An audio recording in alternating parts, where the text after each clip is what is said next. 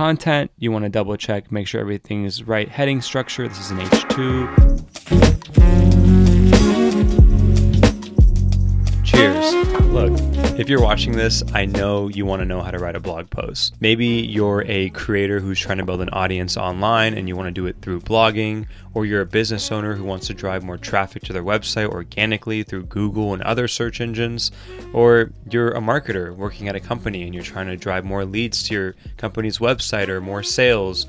Whatever the case may be, this video is for you. Either way, I've been all three of those people, and this video is just as much for you as it is for the younger version of myself. And I truly believe it's going to be one of the best videos you're going to ever see on this topic that's free. And a lot of this stuff is straight out of my content marketing course. So apologies to my students that paid for this information, but I just want to give this part in this section away for free. And by the end of this video, you're going to go from beginner to advanced on exactly knowing how to write a blog post, or how to even figure out what to write about, how to write it, and how to publish it, and how to actually get eyeballs onto it. Now, let me put this mic down because it's pretty heavy. If you don't know who I am, my name is Omid, and I've been blogging for the past 9 years, and now I do it full time, living in New York City. Literally, blogging sustains my entire lifestyle. And I learned this skill initially leading SEO and running the blog at a company called Webflow. I was an early employee there when it was a small startup, and it grew into a multi-billion-dollar company, helping them grow their website from blogging from 25,000 visitors a month all the way up to 500,000 visitors a month. And then from there, I left Webflow to build a media company called Marketer Milk, and I've grown that on the blogging side of things to over 100,000 visitors a month consistently over the past 2 years, literally just writing like a few blog posts, like 2 to 4 blog posts per month. And then today I also help and consult with a lot of software companies ranging from 8-figure companies all the way to 10-figure billion-dollar companies. And I literally help them create a content strategy and a blog strategy and show them how to actually write content and rank it. And I've done this over time repeatedly for many different software companies and many websites that I've worked with. So in this video, I'm going to show you my exact process on writing blog posts. It's also the same process some of the best marketers in tech and Silicon Valley use as well. And the great thing about this strategy is that it's systematic and it's repeatable when you look at the science part of it, but there is an art section to it, which is how you write, and we're going to go over all of that in this video. Let's get into it. Okay, so the first step is I want to go over just this checklist of what we're about to talk about. A few things are going to be distribution before creation, and I'm going to explain what each of these means through the slides we're going to go through and examples of actually over the shoulder writing. But distribution before creation, topical authority, so how we find the right topics, understanding search intent, which is going to be the most important thing I think in this video, or at least one of the most important things, creating outlines for our blog posts. So how can we actually create repeatable blog posts super fast if we want to write them, or if we want to give them to freelance writers, anybody on our team in the future when we want to scale. And then from there, actually writing the article. So I put this as writing styles, but I'm going to show you exactly how to write these articles and what to think about when writing them. And then we're going to talk about the important technical SEO aspects that matter on your website. And then also we're going to talk about publishing, like what to do while you're publishing and after publishing. We'll talk about sitemaps and we'll talk about indexing. So it's going to go over like everything as it pertains to writing blog posts, but also getting them to rank in Google and other search engines. So let's go on to the first one, distribution before creation. What does this mean? My philosophy is always find the demand and then go and create the supply. And there's no better way to find demand of what people are searching for than to explore and look at Google. So Google is the core at which we create our content for. Of course, it's always going to be for people, but the medium in which we blog is through Google, and our ultimate goal is to get things to surface in Google when people are searching for them so they can find us. Now, when you optimize for Google, and I made a video about this recently too on like AI and ChatGPT, how to rank for stuff in there, but at its core, when you literally rank for Google and you optimize for what Google wants, it actually impacts every other distribution channel, like using AI search engines like Perplexity. You'll rank, if you rank in Google, there's a good chance you'll rank in Perplexity. If you rank in Google, there's a good chance you'll rank in ChatGPT, as I mentioned in my previous video. if you rank in Google, there's a really good chance you'll rank in Bing. And if you also learn how to write for Google, if you go out and you do Pinterest SEO strategies and try to get traffic from Pinterest, it's going to also help your Google rankings as well. So it creates this incredible flywheel where you want to always have Google or search as the core of your distribution strategy. And then from there, if you do that, then your content can surface on other search engines as well. And this is how Marketer Milk and a lot of my clients even drive a lot of traffic. Like, for example, ChatGPT today is my second biggest refer after Google. And after ChatGPT is Perplexity. And after Perplexity, it's Bing. So it works really well when you're optimizing for Google. Now, I'm going to go over this in a different video, and I also talk about this in depth in my content marketing course. And I'm sorry, it's not like a pitch to buy my course. That course is very advanced. It's more advanced than what we're talking about in this video, at least at its core.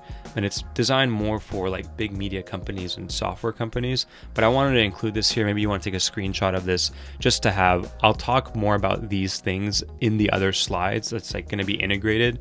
But I just wanted to include this real quick in there. Okay. Now let's think about how do we actually find topics to write about. And as I just mentioned, Google is really important and we want to optimize for Google. And so the reason why this is also really important is when you're going and looking for a topic to write on your website, you want to think about topical authority. Now, you want to basically become an authority in Google's eyes on a specific topic, or I put an S here for topics. Maybe for example, I have a marketing blog and there's a lot of topics within SEO or product marketing or website design or AI. These are topics and you want to own these topics by creating different subtopics within those.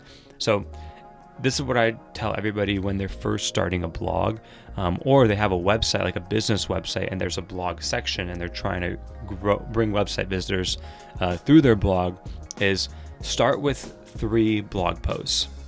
And these 3 blog posts, they should be within the same topic.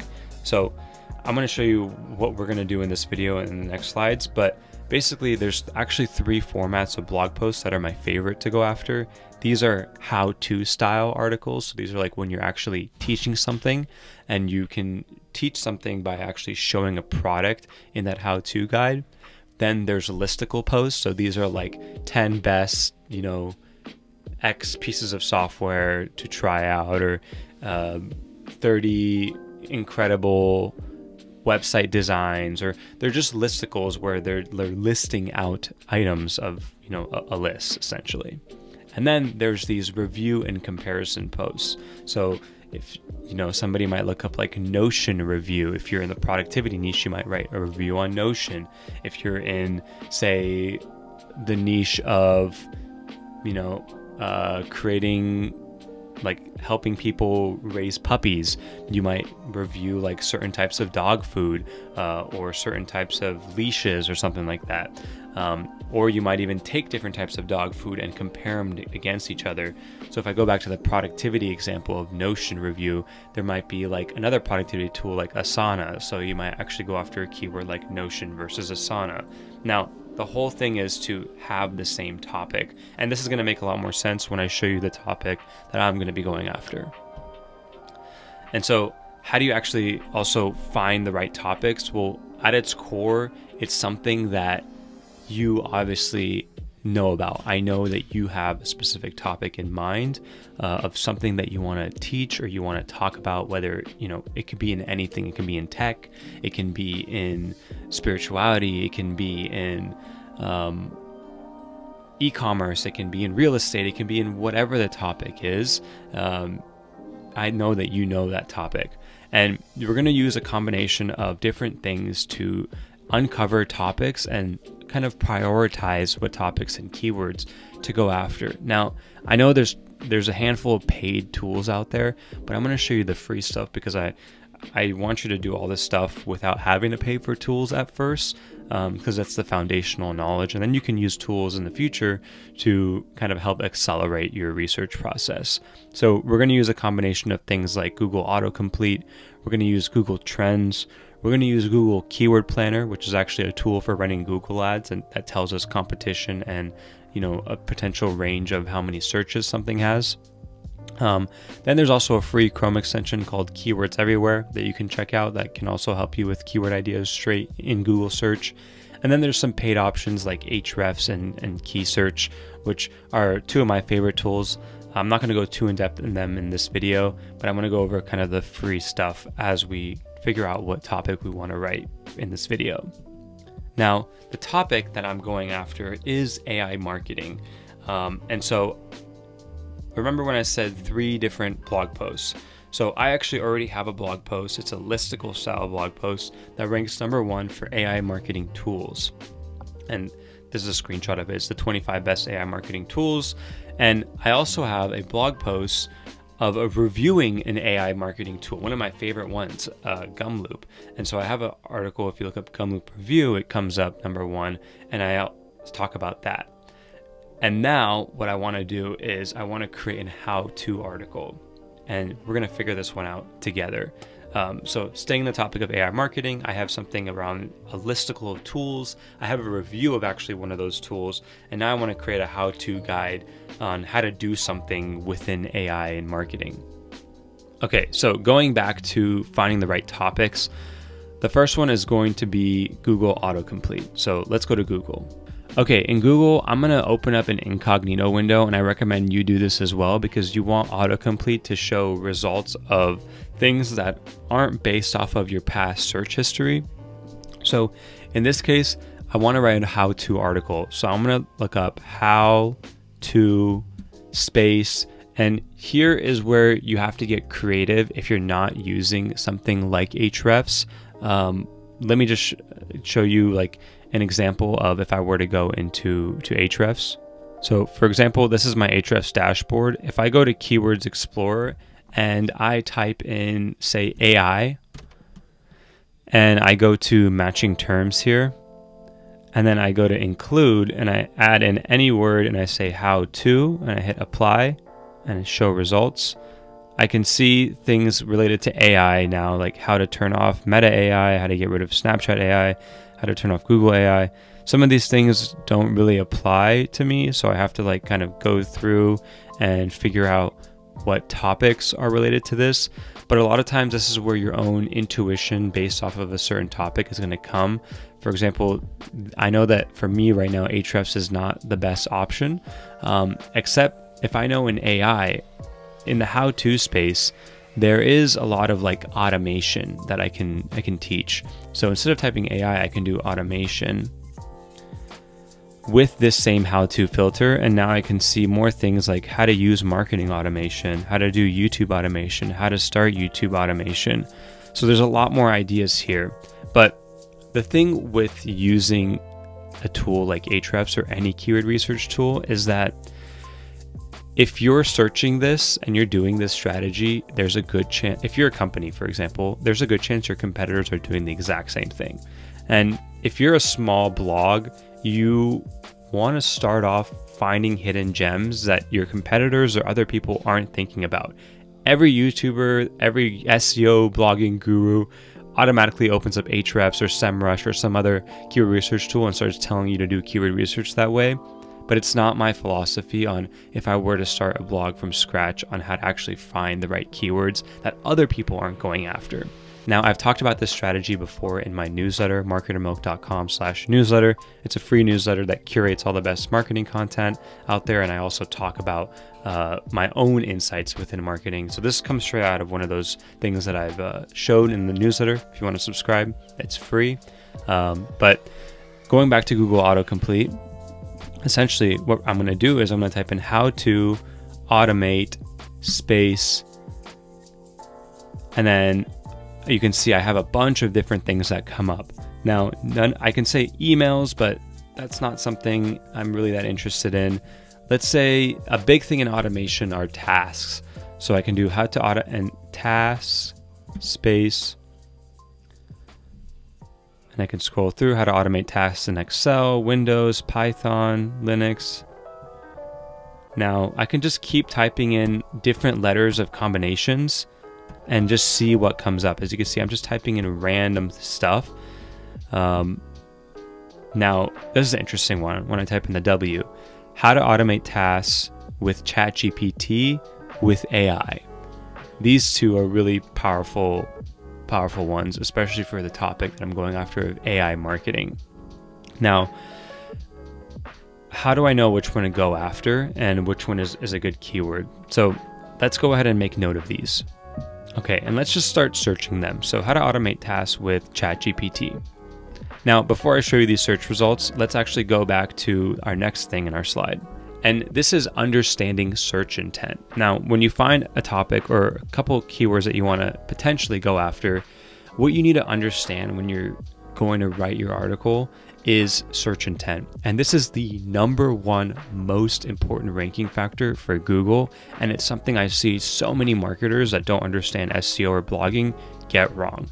And search intent is essentially giving what people want when they're searching for something. Now, Google cares a lot about its search experience. If somebody were to look up, best dog foods, and all of a sudden there's a bunch of pages showing the best fish foods, people would be like, what the heck? I don't want to use Google anymore.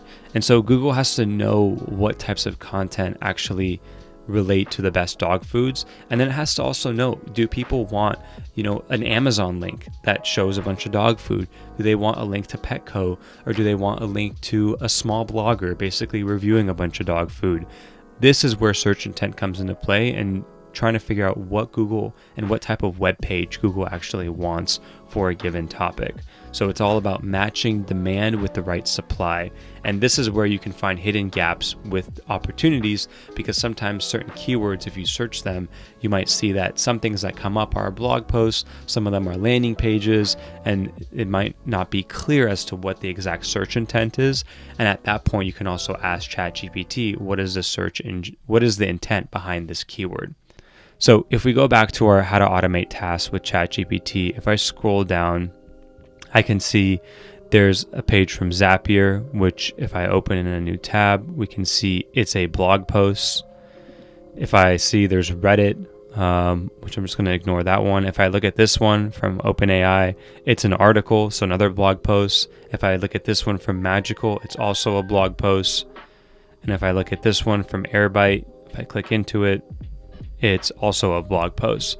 So I can see that the search intent for somebody looking up how to automate tasks with ChatGPT is a blog post. Now, we can also search the other keyword, which was with AI, and I can get a better idea of what's going on with this keyword as well.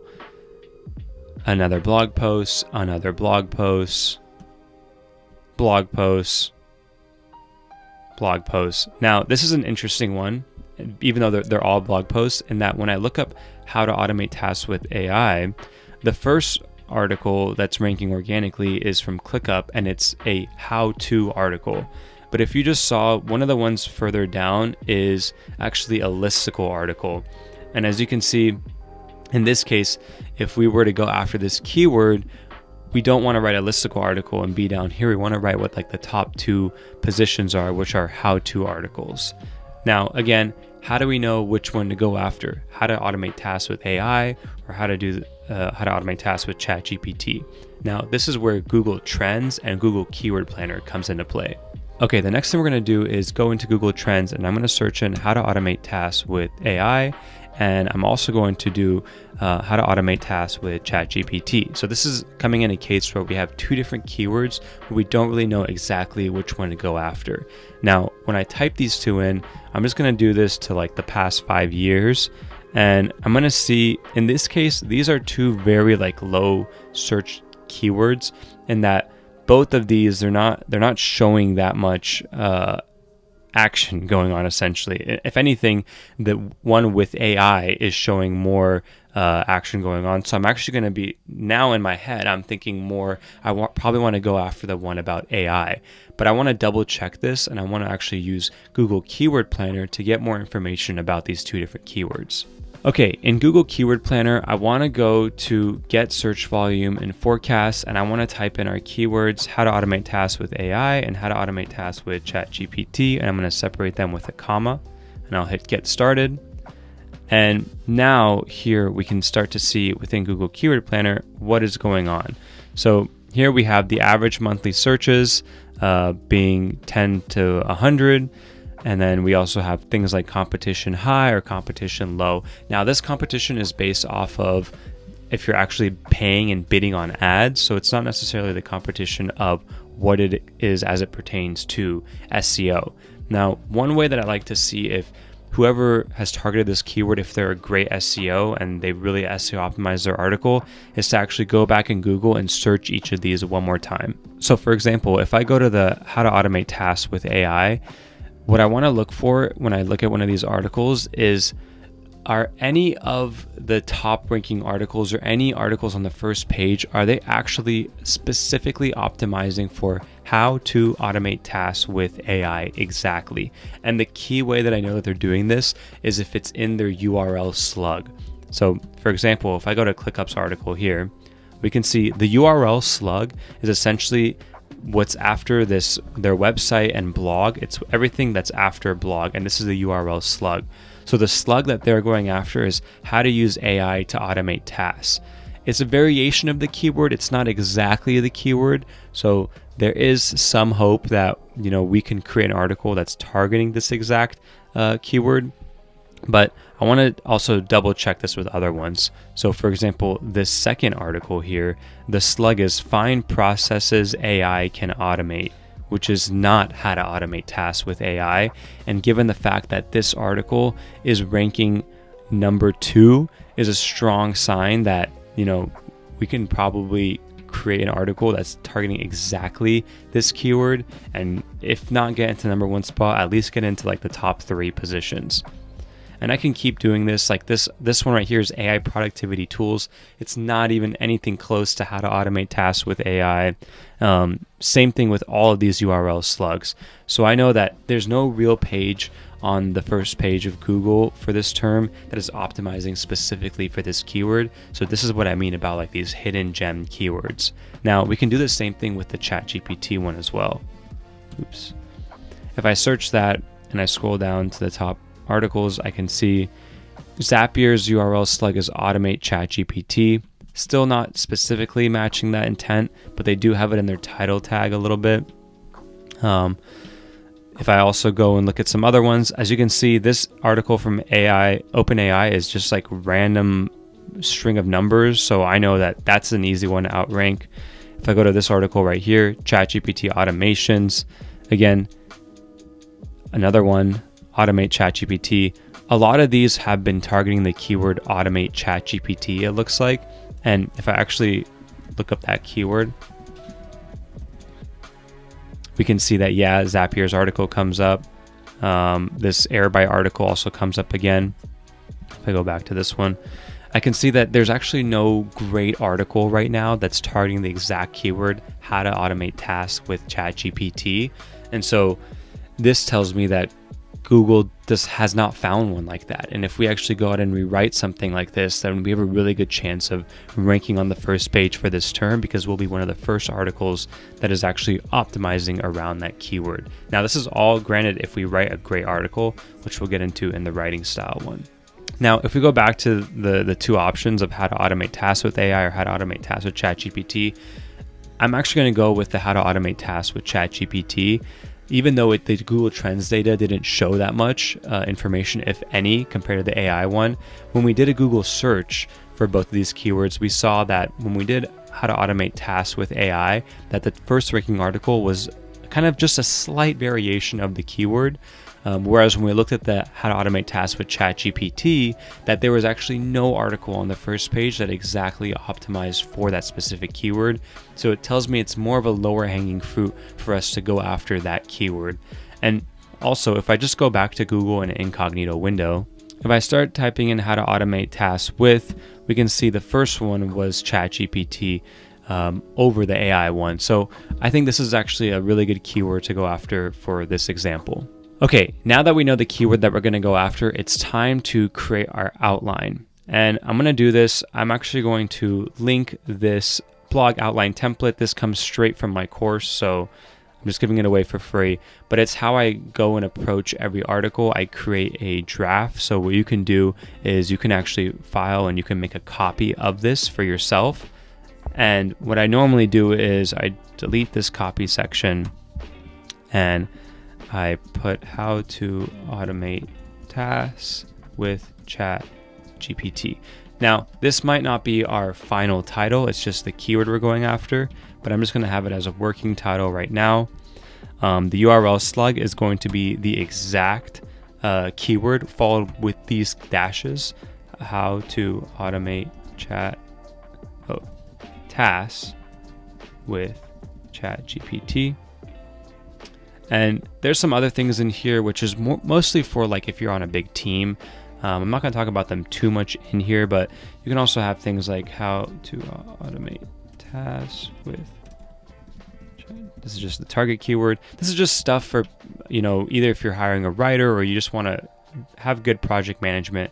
I usually just create these docs. And then meta description, which is a description of the article that's going to also include the exact match keyword and under 155 characters. We'll come back to this. And then there's also SEO report. So what is that? Now, there's a tool that I use called Phrase. Essentially, what Phrase does is, let me log in here. In Phrase, I can actually create a document and type in how to automate tasks with ChatGPT and create document. And what this is going to do is it's going to create an environment for me to write this article. Now, I usually write my articles in a Google Doc with that template that we had over here. But sometimes I even write them in Phrase as well. And Phrase, what it does, if I actually hit start research, it actually searches Google for this keyword. It scans all the top articles and it tells us essentially what other keywords we should be including in this piece of content. So for example, if I go into the optimize section, I can see that it's telling me in this article, I should be including things like repetitive tasks, model selector, language model, valuable time, everyday task, all these different keywords within this article. So it has a good chance of not only ranking for how to automate tasks with ChatGPT, but a bunch of different LSI keywords, which are basically like related keywords within that article. And if I go to the SERP section, I can see also some of the top ranking articles, what their headings are, and how they've approached each article. And I can also do outlines here, and I can explore headings of each of the articles. So here's the OpenAI article, how they've structured their headings. I can see Zapier, how they've structured their headings. And I can see all these other articles, how they've structured their headings. Now, let's actually go out and start writing this article. So some tips before we start writing is that you want to write how you talk. Of course, once you create the outline, which I'm about to show you, which is just like the container in which you create, you want to make sure that you're also just writing like you talk. This is why I really recommend don't use AI to generate any sort of content. If any YouTuber or any guru tells you to use an AI tool, writing tool to spit out a bunch of AI garbage and publish that to your website, you should run, because chances are they don't run a very successful blog themselves.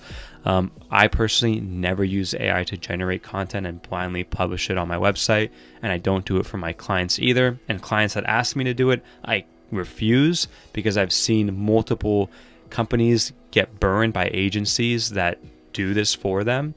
And I've even had companies approach me after they've been burned wanting to work, and I kind of turn them down because I'm not one to want to help, clean up their blog that's like been destroyed with AI content. So write like you talk.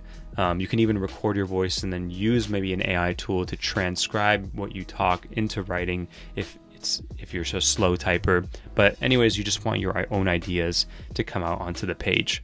Now you can use the tool like Phrase. It's not 100% needed, but it can help get you, from that 90% great article to the 100% great article, using Phrase to help with LSI, which is Latin semantic indexing, fancy words marketers use.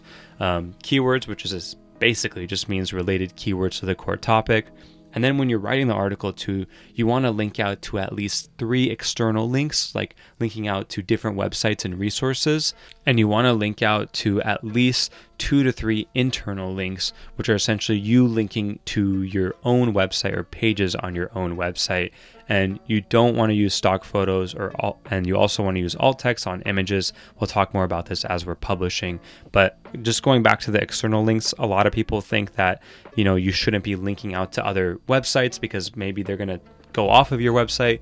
But that's not true, in that you actually should link to other websites because it shows that you're an authority and you want to tell people what the best resources are, and Google loves that. Okay, now let's actually write our blog posts. So in this case, we're going to go back to our draft. In SEO Report, a lot of times too, this is where I just take the phrase outline and I copy the editable link into here just in case I have a writer or an editor on my team. So that's what that is right there. But essentially what we want to do is we're going to have an introduction section, and which I'm going to leave blank first. The outline is first our headings. So what we want to do is we want to have a handful of H2 headings and H3 headings and maybe even H4 headings. These are just the different heading hierarchies in HTML, which is the language of how websites work and how Google reads website content.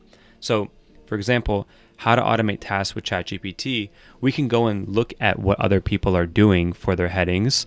In this case, the H1 is always your title. So there's always going to just be one H1 within the article. So we already have our H1 for now. But their H2, for example, their first one is which model should you use with our ChatGPT integration, build, and interact with, blah, blah, blah, blah, blah. Now, how I like to structure these is go and search the keyword again, how to automate tasks with ChatGPT. And if we actually scroll down, there's this people also ask section. And in this people also ask section, you can see things like, can I use ChatGPT to automate tasks, how to make ChatGPT do tasks, how to use ChatGPT in Power Automate, and all these other things.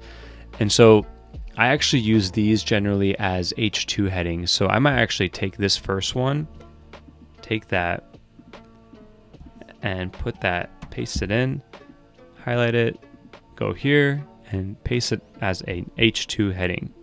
Now, I generally, when I write how-to articles, I like to have one H2 heading that's a question related to the topic. And then I also like to then create an how-to section in a series of steps. So just to save time in this video, I actually have this that I just pasted in. So I'll show you in a sec. But then I have another H2, which is how to automate. In this case, a lot of times I'll do a variation of the main H1. So in this case, I said how to automate a workflow in ChatGPT in 4 steps. And I'll then create the 4 steps. So this is where you can, I guess, use Claude or ChatGPT to figure out these steps, but it's best that you don't, and you actually go and you create the own steps based off of your own knowledge, because you want to create something brand new. What you want is you want to create an outline, and then if you ask ChatGPT to create that outline, you want yours to be better. And I found that my outlines are always better when I write about things that I know, and I intuitively just write what I believe is best for the reader over what ChatGPT recommends me. So in this case, how to automate tasks with ChatGPT, I'm going to be using a tool called Gumloop, which is one of my favorite tools for automation, and it actually integrates with ChatGPT and also all the other tools that you might use, like Slack or SEMrush if you're doing keyword research, or Google Analytics, or Gmail, or Google Sheets, or Google Docs. And you can actually integrate any LLM with any tool that you use, and so you can actually automate stuff in theory with ChatGPT. So I'm going to be showing that tool in the article and how to actually do that with this article here. So the first ones, I've already came up with it. There's 4 steps for this one that are going to be find repetitive tasks you want to automate. So I'll put that as number 1. And you want to make sure that it doesn't turn into a list like it just did over there. So I'm going to backspace that. Number 2, use an AI automation tool that works with ChatGPT. So that's where I'm going to talk about Gumloop. Create your automation flow, and then test and refine your workflow.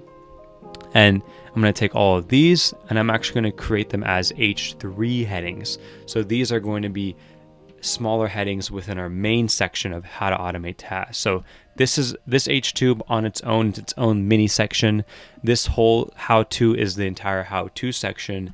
And then what we want to do is we want to close that how-to section with another H2, which is going to be like our conclusion paragraph, although we probably want to use a different term than conclusion.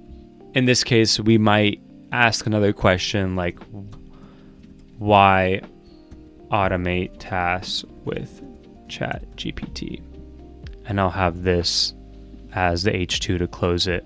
Now, one thing I also do in these articles is before I open up these H3 sections in the how-to, I'll write out something like this down here.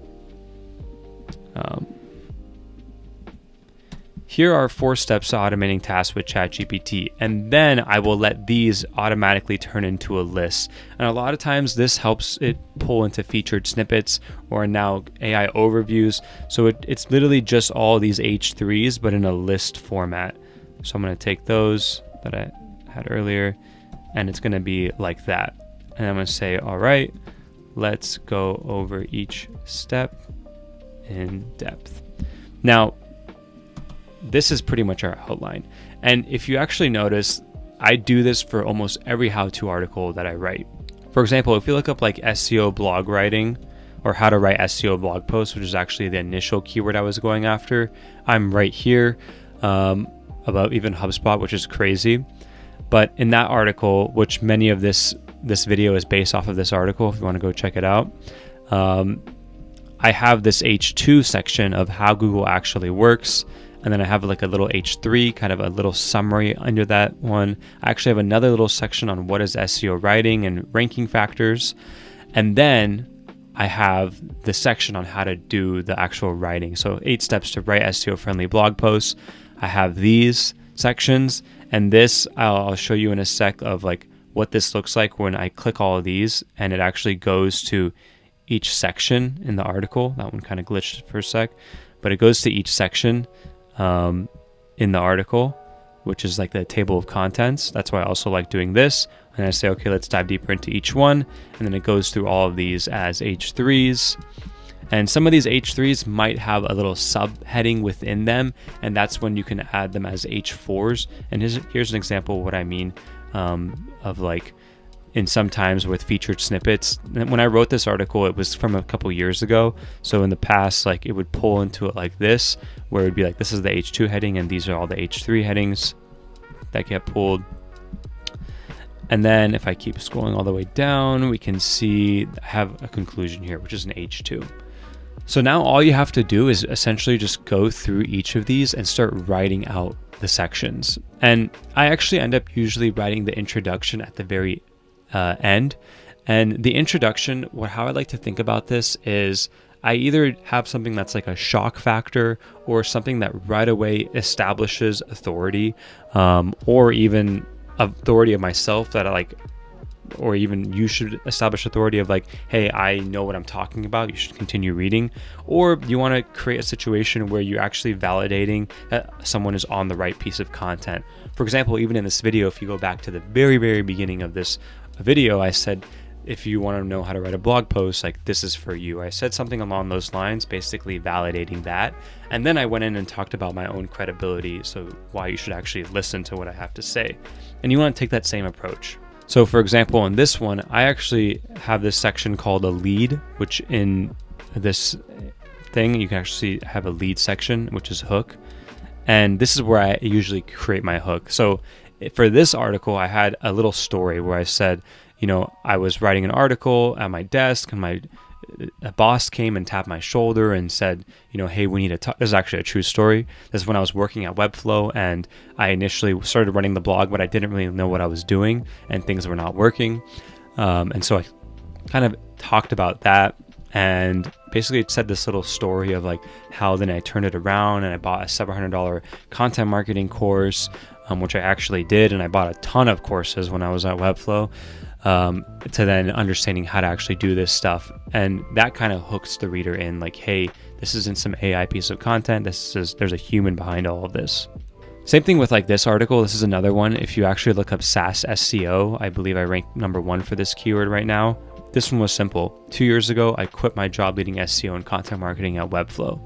That's a pretty big, bold statement, and I know that people searching SaaS SEO, they know what Webflow is, and I wrote that I led SEO there, so it's like right away they're like, whoa, this is some credibility stuff, and I even show a screenshot of the growth that I helped accomplish while I was there. So the hook is just this like wow factor.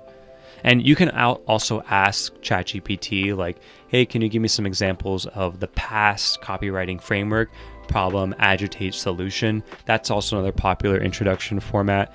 Not saying to use ChatGPT to actually go and create and like copy paste exactly what it tells you, but it gives you an idea of, if you tell it, give me the past copywriting framework for this topic that I'm talking about, you can figure out what's the problem, how do you agitate it, and then what's the proposed solution, but write it in your own words.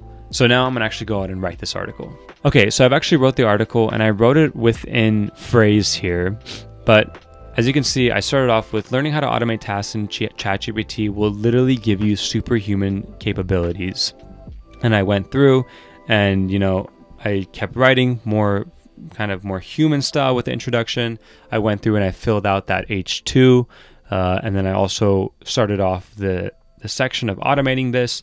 And I went through and I wrote all of these things on, find repetitive tasks you want to automate using Gumloop. Now, as you can see, there's no images in here, so we're going to have to go back and add those images. But essentially, I wrote this full article, and now what we have to do is actually input this into our CMS. So I use Webflow to create my websites, and I truly believe it's like the best platform for SEO. People are going to argue and say WordPress is, and I used to be a WordPress fan until I used Webflow and loved it so much that I wanted to work there really bad and lead SEO there. And now every website I built is with Webflow, and Webflow just crushes it with SEO. But what you want to do is just go to your CMS, whatever it is, if it's on WordPress or not, and you want to start adding in your blog posts. Now, I'm going to show this using the example of how to write SEO blog posts. In this case, I'm writing in the title, which is the main H1 heading, and the slug, as you can see, is not the exact title. It is the exact keyword I was going after here. I wrote a description, and this, you want it to be under 155 characters long, and you want it to include your exact keyword. You want to put the publish date, other author stuff. You want to create a thumbnail image, and as this case, the thumbnail image is SEO blog writing. Generally, you want to have it as the exact keyword. In this case, I had it as SEO blog writing because I was trying to optimize for 2 different keywords in one, and I was experimenting.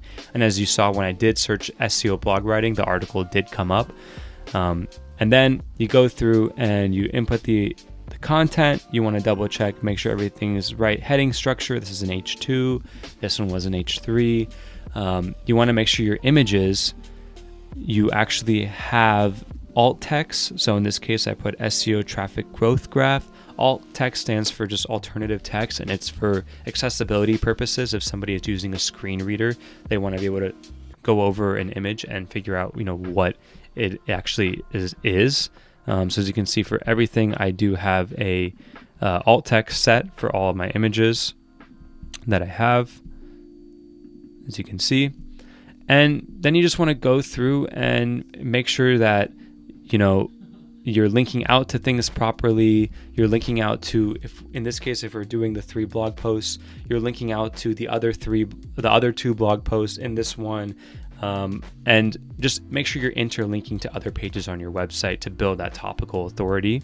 And then let's talk about that table of contents thing. So if you remember, I showed you that I always do this H2 heading followed by all the H3s, and I also even include the H3s before I open all of them in this format here. And if you actually click on each one, what I do is I create a link that's first it's a hashtag, and then it's whatever name you want it to be. In this case, I make the name the exact H2 that it is. So doing proper keyword research. And I just save that. I don't make it open in a new tab or anything, just save it as is. And then what I do is I actually go in Webflow. You can easily click this plus sign and create an HTML embed.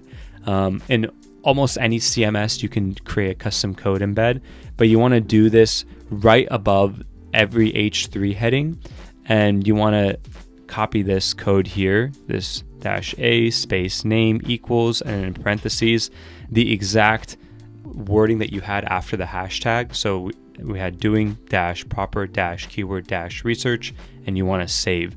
And you want to do this for all of them. So for this one, hashtag understanding -search -intent. And if we go to this H3 right here and I click that, you can see I added within this A name, understand -search -intent, and save that. And so when we publish the article, now whenever you click on any of these sections, it automatically jumps to that section. And this is great to have because this actually helps with user signals. So your readers can actually click, if they incentivize to click on pages on your site and it scrolls to certain sections, it helps with creating more clicks on your site, and it helps with just more scroll depth, which helps indirectly with Google rankings and just like your time on page. Okay, now once you're publishing your article too, what you want to do is you want to make sure you go into your website's code and you have schema markup set up. So for example, this is on my blog, Marketer Milk, and I can't believe I'm showing this because I've only shown this to my students on the contentmarketingcourse.com. But schema markup, you can use a tool on technicalseo.com to help set it up. I'll probably go over more of this in an SEO guide. I know this is just for writing a blog post, but schema markup helps Google understand your content better, and it helps LLMs like ChatGPT understand your content better. I talked a lot about this in my previous video on how to rank in ChatGPT if you want to refer to that video. But you want to just make sure you have schema markup on your blog posts. If you're working at a company, you can ask your engineering team to do this, or you can kind of look up a guide on how to do this as well. But it's not that difficult. Again, I show this exactly in my course, but I'm showing you right now how to do it or what it looks like. And then you have like the publish date and stuff. And this is really important. You want the right publish dates. You want it to pull your articles and all that kind of jazz. And another technical thing is you also want to set canonical tags. So for example, if I go to any of my blog posts and I view the page source and I Command F and I type in canonical, as you can see on all my pages, the exact URL, which for this one was marketermilk.com/blog/SaaS-SEO, the canonical tag is the exact URL of the site. And this acts as like a stamp that this is the original version of this site. So if people, rip your content or whatever, Google always knows to prioritize this page because it has the canonical tag set. So you want to make sure every single page on your website has a canonical tag set. In Webflow, this is really easy. You just set a global canonical tag in your website settings and it's there across all your other sites. But if you're using WordPress or some other platform to build your site, you want to look at the documentation on how to set canonical tags. Now, the next thing you want to make sure is that when you do publish your article, that it also populates in your sitemap, and you want to then take your sitemap and also submit that to Google Search Console. And once you submit that in Google Search Console, you also then want to take your new article and you want to publish it or submit it to request an index in Google, so Google can start crawling and indexing it. And you want to take that article and go back to previous articles that you've published and interlink them together to make sure you build that topical authority. So yeah, as like a recap of the post publishing, don't rush this part. You want to add content to the CMS and make sure the slug is just the exact keyword, not the title. Your images are under 200 kilobytes, have proper file names, use alt text. There's proper heading hierarchy, no bold headings.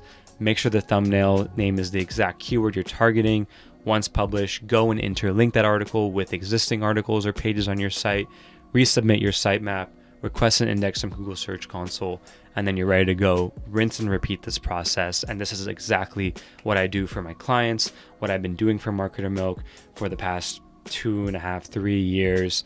And you just keep doing this process over and over, creating content that's helpful, that people are searching for in Google, and giving Google what it wants, and indirectly it also helps rank in other search engines. I know this video was a long one, but we went over a lot, and if you learn anything or you have any questions or need clarification, please leave them in the comments below. I will answer them to the best of my abilities, and I love you, and I'll see you in the next one. Peace.